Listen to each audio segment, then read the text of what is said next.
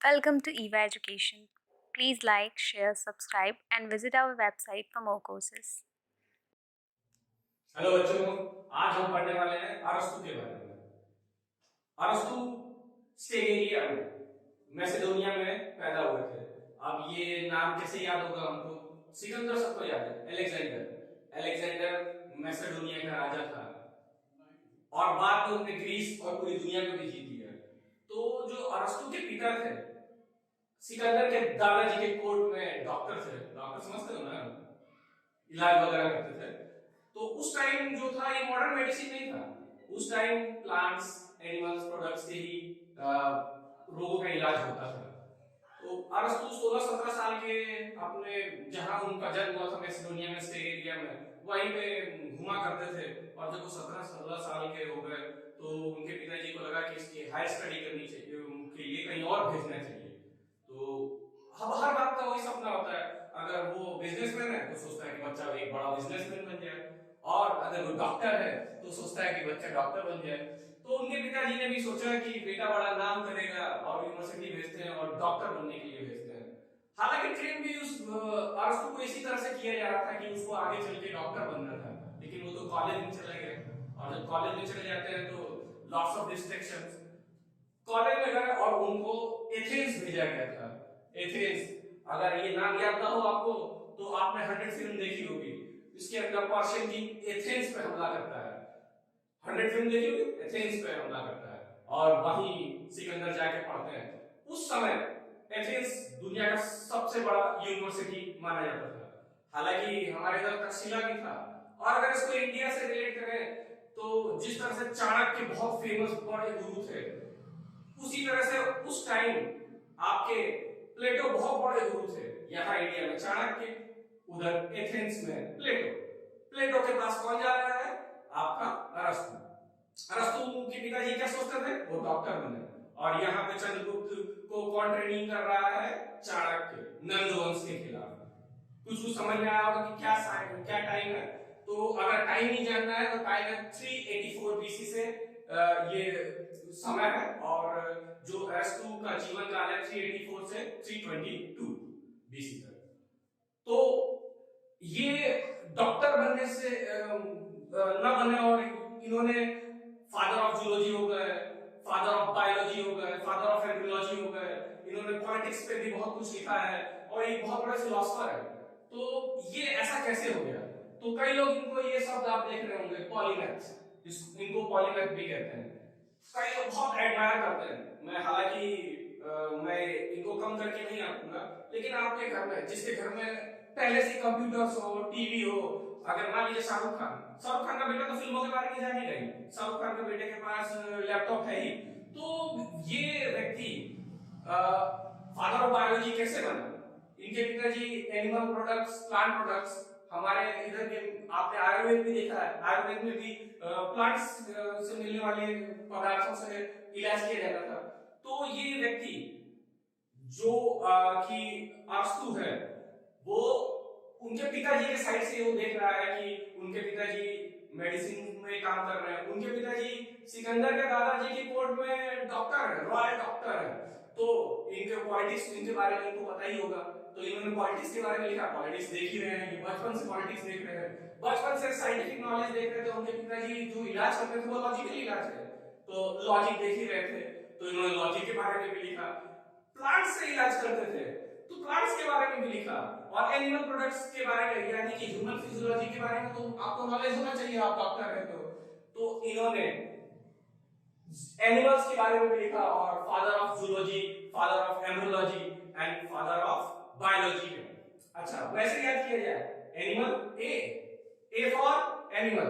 और हम बायोलॉजी में एनिमल्स, प्लांट्स के बारे में पढ़ते हैं। तो फादर ऑफ जूलॉजी, एनिमल्स किस में पढ़ते हैं? जूलॉजी में। तो सीधी सी बात है, फादर ऑफ जूलॉजी कौन हो गया? एरिस्टोटल। और एक और गजब बात की है, animal Aristotle, A is common.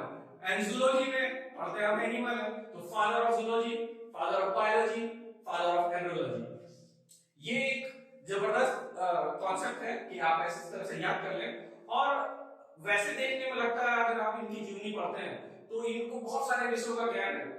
इसलिए ज्ञान है कि इनको तो विरासत में मिला है। कोर्ट में देखा, पॉलिटिक्स में विरासत में मिली है। इनके पिताजी लॉजिकल चीजों से इलाज करते हैं, लॉजिक्स इनको विरासत में मिली है। अब ये प्लेटो के पास है, हालांकि इनके पिताजी डॉक्टर बनना चाहते थे। प्लेटो उस समय के सबसे बड़े बिगेस्ट फिलोसोफर थे, जो कि सुकरात के शिष्य थे। तो सीधी सी बात है, फादर भले आप तो डॉक्टर बनना चाहते हैं, लेकिन आप प्लेटो की विचारधारा में आएंगे तो आपको फिलॉसफी की तरफ इंडल्ज हो जाएंगे, यानी फिलॉसफी की तरफ आप सोचने लग जाएंगे। तो इनके साथ भी ये हुआ कि फिलॉसफी में भी इन्होंने बड़ा काम किया, लेकिन इनसे पहले रीजन, जो आपके प्लेटो से रीजन पे ज्यादा जोर देते थे, और जो आपके अरस्तु हैं, इन्होंने लॉजिक और एक्सपेरिमेंटेशन की तरफ जोर दिया। अब ऐसे कहते हैं कि एक्सपेरिमेंटेशन की तरफ कैसे जोर दिया, तो इन्होंने बचपन से देखा था इनके पिताजी प्रैक्टिस करते थे। प्रैक्टिस यानी प्रैक्टिकल नॉलेज था इनके पिताजी को, किस तरह से लोगों का इलाज करना है। तो इनके पास एक्सपेरिमेंटेशन एंड लॉजिक, तो इन्होंने आगे दुनिया को लॉजिक एंड एक्सपेरिमेंटेशन भी दिया। तो लॉजिक एंड एक्सपेरिमेंटेशन अगर जुड़ जाता है, reason, logic and experimentation, then science का जन्म होता है और साइंटिफिक थिंकिंग का जन्म हो जाता है। और तो अब इन्होंने लगभग 20 साल एथेंस में एकेडमी, एक बहुत बड़ा यूनिवर्सिटी थी उस टाइम, एकेडमी, जैसे कि हमारे इधर तक्षशिला थी, वैसी वहां पे एकेडमी थी, वहां पे पढ़ाई की। अब 20 साल पढ़ाई की और इनको नॉलेज तो प्यार था ही, बेचारे शादी करना भूल गए। तो इनके साथ ही लिस्बस आइलैंड में के राजा थे, वो भी पढ़ते थे एकेडमी में ही, बड़े यूनिवर्सिटी में ही पढ़ेंगे, बड़े पैसे वाले लोग हैं, तो इनको उन्होंने आमंत्रित किया। उस समय तक प्लेटो की डेथ हो गई थी, और अब जो इनका मित्र था वो लिस्बस आइलैंड का राजा था, वहां इनको बुलाया गया और वहां उन्होंने कहा कि एकेडमी की तरह ही एक बड़ा सा कॉलेज या यूनिवर्सिटी बनाई। वहां गए ये, तो भाई दोस्त है, वो तो शादीशुदा था, वही राजा था। तो इनको मित्रों ने कहा कि शादी कर लेनी चाहिए, तुम्हारी उम्र अधिक हो गई है। तो इन्होंने कहा कि जो राइट एज है, उस टाइम उनकी एज 37 थी, राइट एज ये 37 में हम शादी करें, और लड़की कुछ 18-19 साल की होनी चाहिए। भाई फिलोसोफर लोग हैं, उनके पास हर चीज का लॉजिक होता है। उनकी शादी के बाद कहाँ जाते हैं हम लोग, हनीमून, या तो समुद्र के किनारे या पहाड़ों पे। तो लिस्बस आइलैंड तो समुद्र के किनारे ही था, तो उनको वहां कहीं जाने की ज्यादा जरूरत नहीं पड़ी। और इनके पास एनिमल और प्लांट्स की स्टडी करने के लिए इनके पास एक अच्छा और भी था, एक और था, ये वेजिटेरियन नॉन वेजिटेरियन दोनों तरह के फूड खाते थे। तो तरह तरह के एनिमल्स इन्होंने देखे थे, और समुद्र के किनारे इन्होंने जब अपना हनीमून, या 3 या 4 साल, तो समुद्र किनारे जब वो वहां है लिस्बस आइलैंड में, तो अच्छा व्यंजन, रोमांटिज्म, और इस बीच इनका इंटरेस्ट एनिमल्स की तरफ हुआ। इसी दौरान ये थियोफ्रेस्टस से मिले, इसके बारे में हम लोग वीडियो बना चुके हैं। तो थियोफ्रेस्टस से मिले तो इनको लगा कि जो बायोलॉजी है वो उस टाइम एनिमल और प्लांट्स को स्टडी किया जाता था, तो काफी बड़ा क्षेत्र है। तो उन्होंने कहा कि प्लांट्स के बारे में थियोफ्रेस्टस तुम स्टडी करो और तुम लिखो, और एनिमल्स के बारे में मैं लिखता हूं। तो इन्होंने मैरीन बायोलॉजी के बारे में भी काफी कुछ लिखा है।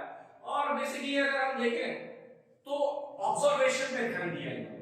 साइंस में ये भी चीज है कि ऑब्जर्वेशन, लॉजिक, थिंकिंग, एक्सपेरिमेंटेशन, ये सारी चीजें नई थी उस समय के लिए, और साइंस का जन्म हो रहा था, बेसिकली बायोलॉजी का जन्म हो रहा था। तो उन्होंने ये सब किया, और वहां पर जब इन्होंने एक्सपेरिमेंटेशन किया तो ऑब्जर्वेशन किया लिविंग वर्ल्ड का, तो उन्होंने एनिमल्स को, कुछ एनिमल्स ऐसे थे जिसमें ब्लड होता है, कुछ एनिमल्स ऐसे थे जिसमें ब्लड नहीं होता, उनको काटने से ब्लड नहीं मिलता। तो उन्होंने ऐसे ऑर्गेनिज्म को अलग किया, ब्लड जिसमें है, जिसमें ब्लड नहीं है, और प्लांट्स को उनके साइज के हिसाब से डिफरेंशिएट किया, ट्री, हर्ब, श्रब्स। तो अब अच्छा, और कुछ एनिमल जो कि लैंड पे रहते थे, कुछ एनिमल मरीन थे, इस तरह से उन्होंने डिफरेंशिएट किया है ऑर्गेनिज्म को। तो टैक्सोनॉमी पे भी इन्होंने काम किया और मरीन बायोलॉजी पे भी इन्होंने काम किया। यहाँ तक कि प्लांट्स को एक्सपेरिमेंटेशन करने के लिए या एनिमल्स पे एक्सपेरिमेंटेशन करने के लिए डिसेक्शन भी इन्होंने किए, यानी डिसेक्शन की प्रथा भी लाया।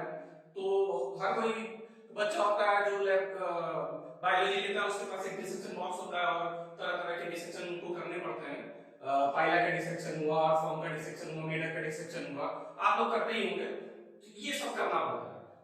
तो इनको तो इंटरेस्ट था, इसलिए इन्होंने ये सब किया।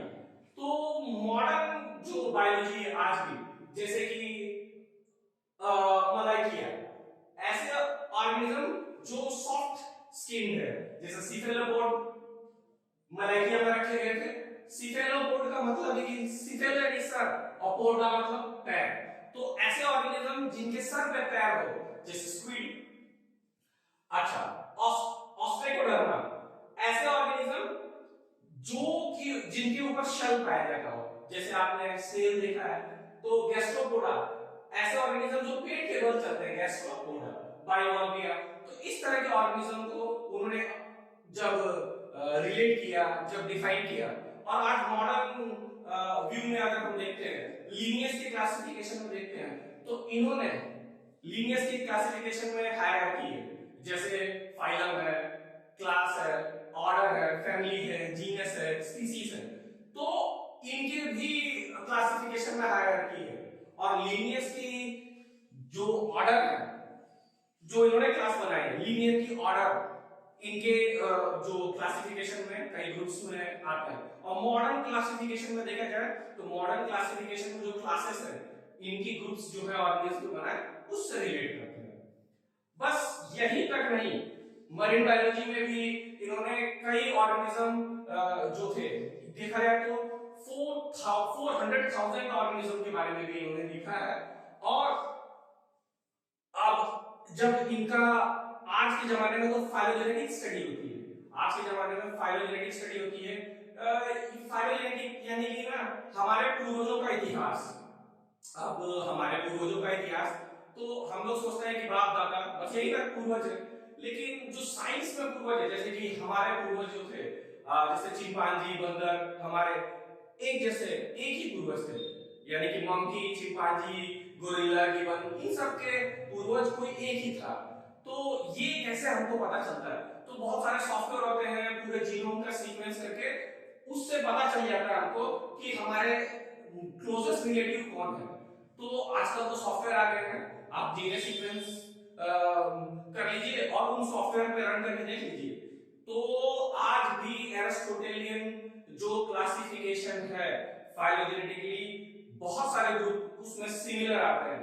तो उस समय जब न माइक्रोस्कोप था, जब आपको स्टडी करनी है बायोलॉजी के बिना माइक्रोस्कोप के नहीं कर सकते हैं, उस समय जब आपके पास थर्मामीटर नहीं था तब आप टेम्परेचर, उस समय जब आपके पास बैरोमीटर नहीं था तब आपने इकोलॉजिकल स्टडी की। तो बेसिकली जब हम इनका क्लासिफिकेशन देखते हैं तो हम ये देखते हैं कि इन्होंने काफी अच्छा और काफी बेहतर क्लासिफिकेशन किया जो लॉजिक के बेस पे समझा जा सकता है। अब मॉडर्न क्रिटिसिज्म में इनकी क्लासिफिकेशन पे ये है कि आप जब इसकी स्टडी कर रहे हैं, किसी भी ऑर्गेनिज्म की स्टडी कर रहे हैं, तो क्लासिफिकेशन में क्या है कि जैसे ओविपेरस, विविपेरस, इस तरह के ऑर्गेनिज्म को, अंडे देने वाले ऑर्गेनिज्म को, या उनके हैबिटेट के आधार पर क्लासिफाई नहीं किया जा सकता है। जैसे कि वेल है और ह्यूमन है, दोनों मैमल है, और तो उनको अलग अलग जगह नहीं रखा जा सकता उनके हैबिटेट के हिसाब से, लेकिन इन्होंने रखा। अब इसी से मेरे को याद आया कि आप देखिए कि इन्होंने कितनी बारीक अध्ययन किया है। उस समय इनके पास कोई इक्विपमेंट नहीं था, कुछ नहीं था, तब भी इन्होंने इतने बारीक अध्ययन किया कि फाइलोजेनेटिक सॉफ्टवेयर में ऑर्गेनिज्म के ग्रुप से रिलेट कर पा रहे हैं बिना इक्विपमेंट के। ये तो एक बात हो गई कि वो उनकी ऑब्जर्वेशन कितनी जबरदस्त थी, वो कितनी बारीकी से किसी चीज का अध्ययन करते थे, वो कितने लॉजिकल थे। अब आप अगर जब इनकी कुछ बुक्स हैं जो हिस्टोरिया एनिमलिया, या अगर उसको साधारण भाषा में कहें तो history of animals, Historia animalia, parts of animals इनकी बुक है। तो जो parts of animalia, Historia animalia और उनकी जो बुक्स है उनकी स्टडी करते हैं हम, तो हम ये पाते हैं या हम ये देखते हैं जनरेशन या जीनेसिस ऑफ एनिमल्स, कई बुक्स हैं उनकी, हिस्टोरिया एनिमल्स के कई पार्ट्स हैं, उसके अंदर इन्होंने लिखा है। जब हम उसकी स्टडी करते हैं तो वो देखते हैं कि उन्होंने किसी बर्ड की चोंच को कितना ध्यान से देखा है। जैसे कि जो मछली पकड़ने वाले जो बर्ड्स हैं उनकी बीक लंबी है और वो इतने ध्यान से मछली पे टारगेट करते हैं, चोंच लंबी और तीखी है कि वो आसानी से उसको पेनिट्रेट कर सके, मछली को आसानी से पकड़ सके। अच्छा, वल्चर या आप जो मांस खाने वाले जीव है उनकी चोंच आगे से इसे हुक शेप है, तो मांस को आसानी से चीर सके। उन्होंने ये लिखा है, लिखने की कोशिश की है कि किस तरह से कोई ऑर्गेनिज्म चलता है। अब इन्होंने जेनेसिस में भी एनिमल कैसे उत्पन्न हुए उसमें भी काफी स्टडी की है। फादर ऑफ एंड्रोलॉजी भी है। इन्होंने सबसे पहले किसी अंडे में किस तरह से चिक डेवलप होता है वो देखा। इनका जो सबसे क्लासिकल एक्सपेरिमेंट है आज भी किया जाता है कि अंडे को थोड़ा हैच करके थोड़ा डेवलप किया जाता है और उसके ऊपर से स्किन थोड़ी हटा दी जाती है, शेल हटा दिया जाता है और फिर देखते हैं कि उसका हार्ट बीट कर रहा है। ये बड़ा क्लासिकल एक्सपेरिमेंट है। ये भी इन्होंने अपने ऑब्जर्वेशन से देखा कि किस तरह से अंडा एक चिक में बदल रहा है। एम्ब्रियोलॉजी की स्टडी की इन्होंने। आगे भी इन्होंने साइंस के अलावा भी इन्होंने कई स्टडी की है, जैसे कि लॉजिक, मैथमेटिक्स। तो ये आदमी के पास पूरी तरह से रॉ मटेरियल था कि वो क्या वो करना चाहते हैं, कहां वो जाना चाहते हैं। हाँ, लेकिन ये डॉक्टर नहीं बने, लेकिन इनके पास पैशन था, पैशनेट थे। अच्छा, तो इन्होंने अपनी फिलोसफिकल जर्नी में ये चीज भी बताई लोगों को कि दोनों एक्सट्रीम्स, यानी कि कोई चीज अगर बहुत ज्यादा हो, सिकंदर के भी गुरु रहे ये, तो उनसे एक वाकया याद आ गया मेरे को कि जब वो सिकंदर को पढ़ा रहे थे, कौन, अरस्तु, सिकंदर को जब पढ़ा रहे थे तो सिकंदर से पूछा कि करेज क्या बहुत अच्छी चीज है, तो सिकंदर ने कहा हाँ बहुत अच्छी चीज है। तो उन्होंने पूछा सिकंदर से कि अगर करेज बहुत ज्यादा होगा तो वो तो सिपाही बात ही नहीं मानेगा और अपने जो टुकड़ी होगी उससे अलग हो जाएगा और जाके हमला कर देगा और मारा जाएगा, और अगर करेज नहीं होगा या कावर्ड होगा तो वो पहले ही भाग जाएगा। तो बैलेंस होना चाहिए, ये थ्योरी भी उन्होंने देखी, बैलेंस होना चाहिए। इन्होंने ये भी देखा कि किस तरह से बारिश होती है, किस तरह से बादल बनते हैं, सूरज की जो किरणें होती हैं वाटर को वेपराइज कर देती है, बादल बनता है और फिर बारिश हो जाती है। वोल्केनो पे भी इन्होंने ध्यान से अध्ययन किया और उस टाइम तक उनको ऐसा लगता था कि जो एयर है आपके अर्थ के अंदर, उसकी वजह से अर्थ पे वोल्केनो और अर्थक्वेक्स आते हैं। तो इसी तरह के फैक्ट्स अगर आपको जानने हैं और समझने हैं, कुछ अच्छे वीडियो देखने हैं, तो मैं इस चैनल पे लाता रहूंगा और आप देखते रहिए। Thank you.